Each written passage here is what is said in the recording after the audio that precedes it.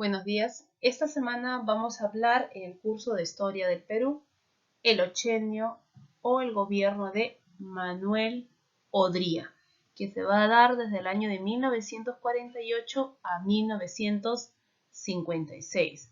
La historiografía acerca de este gobierno lo divide en dos periodos que vamos a hablar en nuestras siguientes diapositivas, como la denominada Junta Militar y el gobierno constitucional. Pero en realidad los 8 años del gobierno constituyen una continuidad que iba favoreciendo a una sola clase social, quienes eran los oligarcas. La oligarquía, liderada por Pedro Beltrán, había logrado hacia el año 1948 no solo aislar al gobierno, sino también desprestigiarlo, responsabilizándole por los problemas económicos derivados de su política económica. Es así que en octubre de 1948, en Arequipa, se pronuncia el general Odría a nombre de una revolución restauradora del orden y la estabilidad política.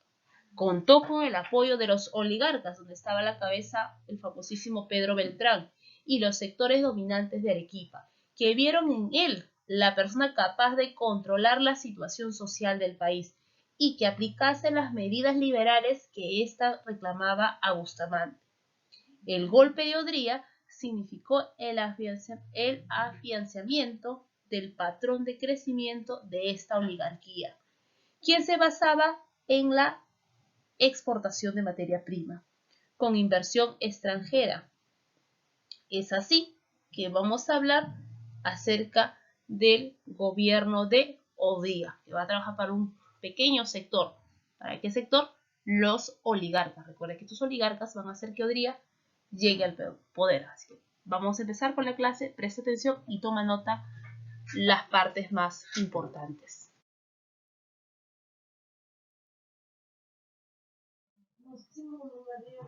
¿Cómo llega al poder Odría? Pues ya había indicado, con un golpe de estado a Bustamante Rivero. Va a iniciarse con su gobierno denominada la Revolución Restauradora. ¿En dónde se va a dar? Pues en Arequipa en el año de 1948. Con el ascenso de Manuel Odría, representante de qué clase social, de los oligarcas agroexportadores, se intentó reducir la burocracia estatal que había estado en expansión desde el gobierno de Augusto B. Leguía y sobre todo del gobierno de José Luis Bustamante. Esta y otras medidas se realizaron de acuerdo a los postulados liberales, que defendía la oligarquía y su más acérrimo defensor, ¿quién va a ser? Recuerden, ¿quién? Pedro Beltrán.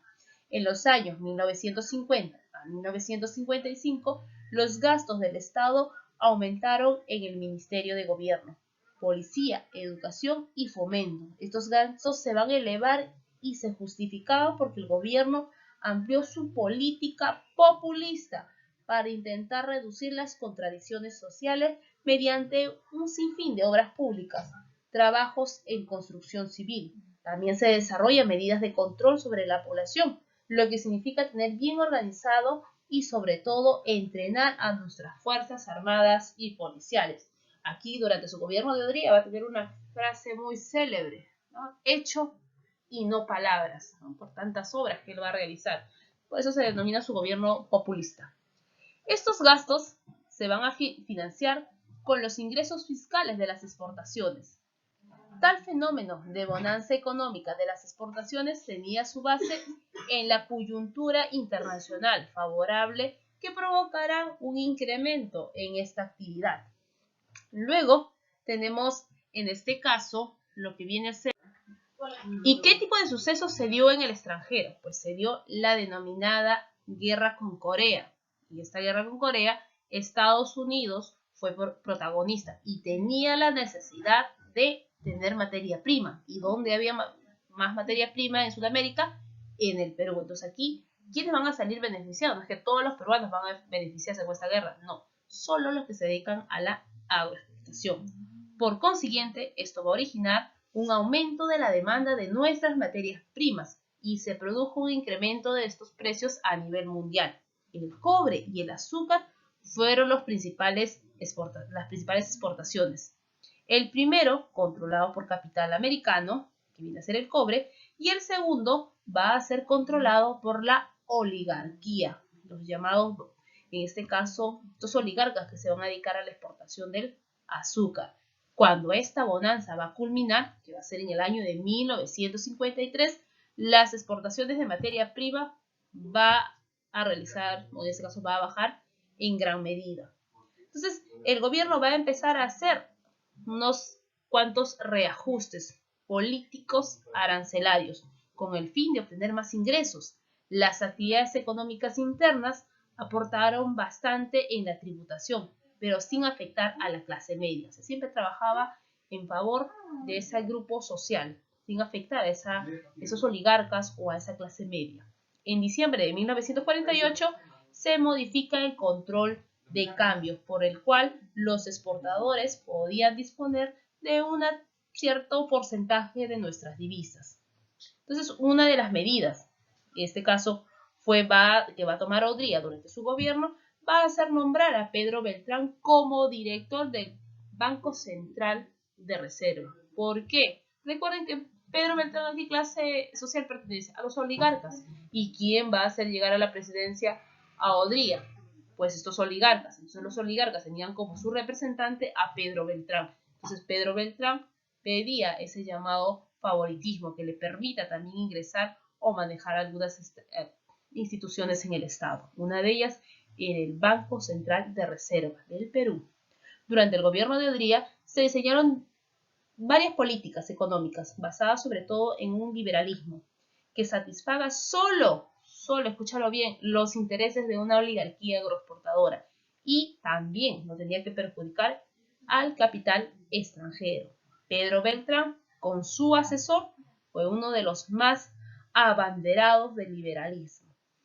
Además de eso, tenemos que indicar que durante su gobierno se da también la misión Klein, que era la misión Klein, era una misión económica estadounidense dirigida por Klein, que asesoró a Odría en el contexto de la subida de dólar, ¿no? Para que no pueda afectar el dólar aquí en el Perú y no haya lo que viene a ser una baja del dólar y perjudique las inversiones americanas. Pues aquí Estados Unidos, muy inteligente, no es que lo hizo también un poco de buena gente, envió una misión Klein para que pueda asegurar que el dólar permanezca estable. En este caso, ¿no? Le estaba explicando, llegó en el contexto de la subida del dólar, que para julio de 1949 ya había llegado a 20 soles, o sea, un dólar valía 20 soles, imagínate. Esta inestabilidad cambiaría y esta inestabilidad necesitaba ser cambiada y por eso fue uno de los motivos por el cual se contrató esta misión norteamericana a mediados del año de 1949, que recomendó la aplicación de medidas que en lo económico permitiría facilitar la expansión industrial como resultado del crecimiento dinámico. Entonces, ¿en qué eso consiste? La famosa misión Klein. Vamos a seguir entonces con respecto a las obras, ahora vamos a hablar un poquito del aspecto político de Odría, de cómo va a llegar al poder con los oligarcas y qué beneficios le tiene que dar a estos oligarcas y a este capital extranjero. Ahora vamos a ver acerca de su gobierno.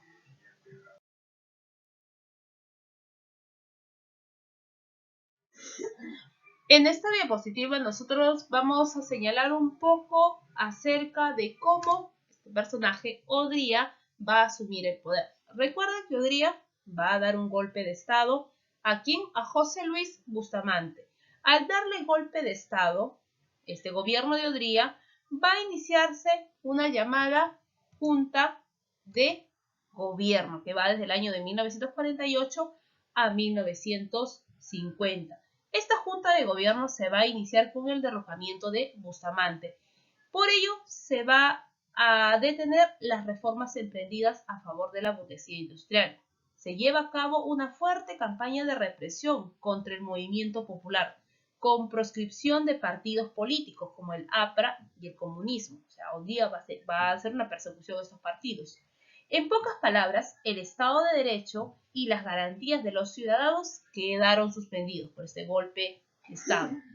Una vez estabilizado el Perú, la política y lo que viene a ser la vida social, el gobierno va a aplicar medidas económicas liberales, va a perjudicar a la clase trabajadora que van a permitir canalizar los ingresos hacia la mano de los exportadores. Eso lo va a trabajar para ese grupo, para los llamados exportadores. Y debido a que había la población empezaba a reclamar, ¿no? Debido al golpe de Estado, pues, ¿no? Ya Odría tenía que, ya destituyó a Bustamante, ahora tiene que convocar a elecciones para que la población elija a su presidente. Debido a los reclamos también de la población es donde va a darse un caso llamado la bajada al llano. ¿En qué consiste, la bajada al llano? Pues esta bajada al llano se va a dar en el año de 1915, ya cuando Odría gobierna el Perú, se denomina de manera dictatorial, dando el golpe de Estado, se denomina Junta de Gobierno. Como la población empezó a reclamar y decirle a Odría cuándo vas a convocar elecciones, Odría va a tener que retirarse y dejar su gobierno de la Junta Militar. Para ello se va a dar un incidente llamado la bajada al llano. Esto, como le expliqué, va a darse en 1950. Las medidas del gobierno en cuanto a seguridad y política económica eran favorables a la oligarquía, pero era necesario establecer una, entre comillas, aparente legalidad al gobierno, a través de un proceso de elecciones. Para tal fin, como ya le expliqué hace un momento, Odría renuncia a esta junta militar para presentar su candidatura a la presidencia. Ahora él quiere ser presidente, pero de manera legal, ¿no es cierto? Que la población lo haya elegido. En Arequipa se organiza la candidatura, o sea, ¿quién se va a enfrentar a Odría? A Ernesto Monteich, respaldado por una liga democrática que planteaba libertades democráticas, reforma agraria y la descentralización en el crédito. Por las medidas que buscaba, se infiere que estos favorecían a una burguesía arequipeña, la más desarrollada de ese entonces en el país. Ante el crecimiento de la campaña de Montaigne, porque ya veía Odría que tenía cierto favoritismo en Montaigne, que posiblemente él lo iba a ganar, Odría le pide el apoyo. Ante la negativa de la Liga, el Jurado Nacional presionó y negó su inscripción en la contienda electoral. En este contexto se produjo en Arequipa en junio de 1950 la rebelión. ¿No es cierto? ¿La rebelión de quién? La rebelión que va a durar, que por la dura represión militar va a generar la reacción de obreros, estudiantes y profesionales. Como consecuencia se forma una junta presidida por Francisco Mostajo. Esta rebelión fue utilizada por Zenón Noriega. ¿Quién era Zenón Noriega? Era el encargado del mando para declarar ilegal la candidatura de Monteich. ¿Qué pasó aquí? Cuando Díaz se retira del cargo de la Junta de Gobierno, va a dejar, en este caso, en el gobierno, ¿a quién? A Zenón Noriega. Y es este personaje, Zenón Noriega, quien tiene que convocar y garantizar las elecciones. Entonces, al convocar en las elecciones, ¿qué es lo que va a hacer? Pues Montaigne va a indicar que la candidatura de su principal rival, en este caso de Odría, quien era su principal rival, era Montaigne, era un candidato ilegal. Por ende, Montaigne fue encarcelado. Su único competidor de Odría fue encarcelado. Por ende, se dio unas elecciones en 1950 y no habiendo otro candidato, adivina quién ganó. Ganó Manuel Odría. Ahora ya no hablamos de un gobierno denominado junta militar, ya no, ahora es un gobierno constitucional, porque la población lo va a elegir. Es por eso que a partir del año de 1950 se va a garantizar la continuidad del gobierno de Odría, lo cual se vio favorecido debido a la coyuntura, en este caso internacional, de la guerra con Corea. Recuerden lo que expliqué hace un momento, que la guerra con Corea va a beneficiar al Perú porque va a permitir la gran exportación de materia prima. Esto hasta que dure esta guerra. ¿Entendido? Entonces aquí tenemos lo que viene a ser la famosa, ¿no? Ahí tenemos lo que es la famosa frase de Odría. Entonces, ¿cómo se dio el pase de una junta militar, de una dictadura, a un gobierno, entre comillas, constitucional? Y durante su gobierno se van a dar infinidad de obras. Una de ellas viene a ser muy importante, al menos para nosotras las mujeres, se va a dar el sufragio femenino. La Constitución de 1933, recuerda la que fue promulgada por Sánchez Cerro, había normado la participación de la mujer alfabeta en las elecciones municipales. Sin embargo, estas no se desarrollaron hasta el año de 1963. El gobierno establece lo siguiente: el sufragio, ¿no? Les voy a leer un pequeño fragmento de esa constitución. El sufragio femenino, a partir del cual las mujeres van a participar en las elecciones políticas o vecinales, anteriormente solo tenían derecho a sufragar los varones, no así las mujeres, quienes estaban relegadas a sus roles tradicionales. Sin embargo, con la nueva ley se concedía solo el voto político a las mujeres mayores de 21 años y las casadas mayores de 18, siempre y cuando sepan leer y escribir. O sea, había ciertas restricciones, posiblemente, dada este caso la política populista, ¿no? Porque tenía un gobierno populista del régimen, convoca a estas elecciones en el año de 1956. Pues, ¿qué hace Odría? Era un hombre muy inteligente. Él quería como sea ganar las elecciones. Pues como ya en la Constitución de 1933 se permite a la mujer votar, pero todavía no se había llevado a la práctica, pero sí estaba indicado en nuestra Constitución, es donde muy inteligente Odría va a pedir en el año justo para las elecciones, para su gobierno constitucional, en el año de 1956, que las mujeres puedan participar en el voto. Y esto no sería más que otra de las estrategias que Odría busca para que tenga el apoyo de la población, pero no cualquier apoyo, el apoyo de las mujeres. Otro, en este caso, incidente otra de sus obras también importantes va a ser la instauración en el año de 1950 como parte de su obra. Recuerda que este gobierno constitucional va a durar de 1950 a 1956, y recuerda que acá en el 56 quiso quedarse más todavía en nuestro gobierno, pero bueno, no pudo porque ya fue destituido del cargo. En el año de 1950, ¿qué es lo que va a realizar Odría? Pues va a formar el CAI, el Centro de Altos Estudios Militares.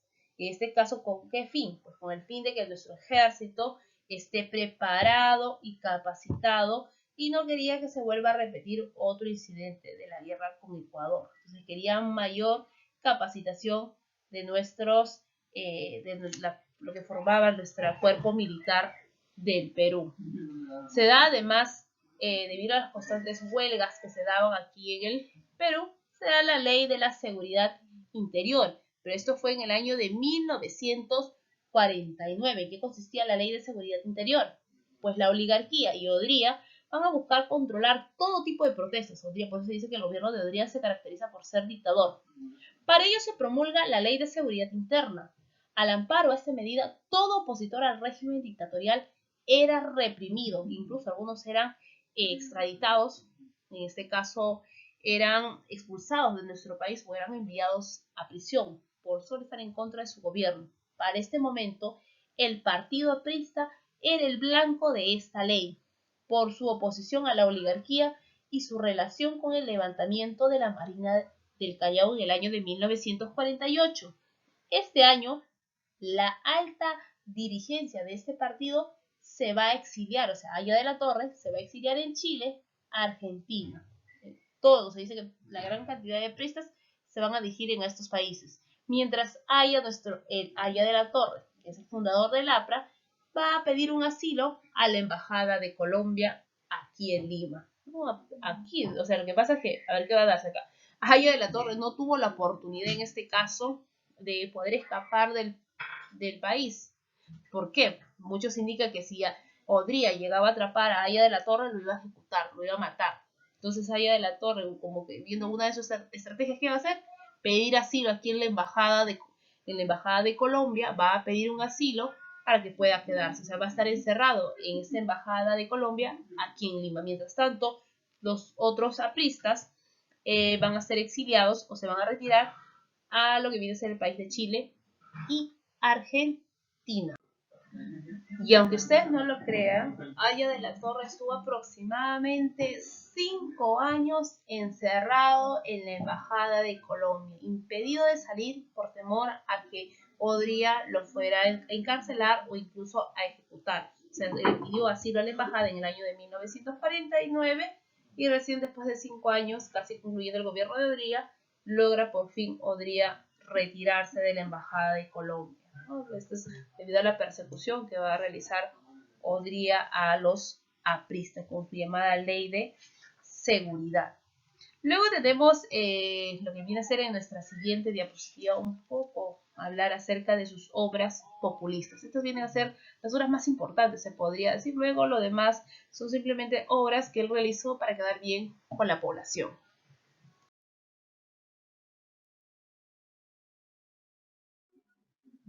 Entre las obras, en este caso obras populistas, nosotros podemos mencionar lo siguiente. Un fuerte rubro de las obras públicas estuvo dirigida a la construcción de las grandes unidades escolares, tanto en Lima como en las principales ciudades del país. Así como también se creó hospitales, tenemos los demás hospitales, los ministerios, los hoteles.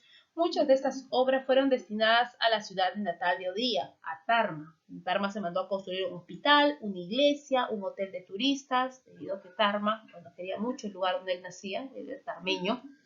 También, en este caso, el Ministerio de Educación fue dotado de un moderno edificio, que tenemos aquí en la parte superior, ¿no? Este es el ex Ministerio de Educación. Era un moderno edificio situado al frente del Parque Universitario. Actualmente es la sede del organismo judicial. De esta época data también la implantación del 6 de julio como el Día del Maestro. O sea, si ahora los maestros celebramos cada 6 de julio nuestro día, eso es gracias al gobierno de Odría. Además, se va a construir lo que viene a ser el Hospital Central de Seguro Social del Empleado. Hoy viene a ser el Hospital de Rebagliategui, que está aquí, es el Hospital del Empleado, o actualmente el Hospital de Rebagliategui en Lima. Se crea además el Ministerio de Trabajo, aquí en la parte superior, el Ministerio de Trabajo y Asuntos Indígenas. ¿Con qué fin? Para canalizar los reclamos de los trabajadores, que se daba, en este caso su creación fue en el año de 1949. Su primer titular va a ser Armando Artola del Pozo. El seguro social pasó a ser obligatorio para todo empleado público y privado, o sea, todo trabajador tenía que tener un seguro social. Se lleva a cabo una ambiciosa política de construcción de viviendas populares para obreros y empleados en todo el país. Datan de entonces las famosas unidades de vivienda, como las del Matute, que quizás conocen, los condominios de Santa María, La Perla, Lima, El Callao.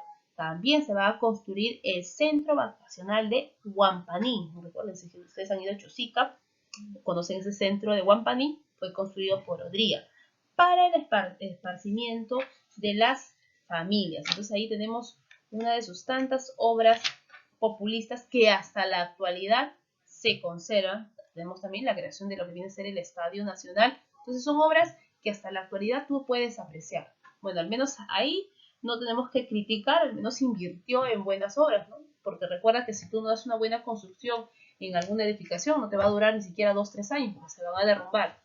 Pero al menos es por eso que se caracteriza una de las frases de Odría, hechos y no palabras. Y estos vienen a ser el trabajo que él realizó durante su gobierno y que hasta la actualidad tú puedes apreciar. Entonces, esto sería todo con respecto al gobierno de Odría.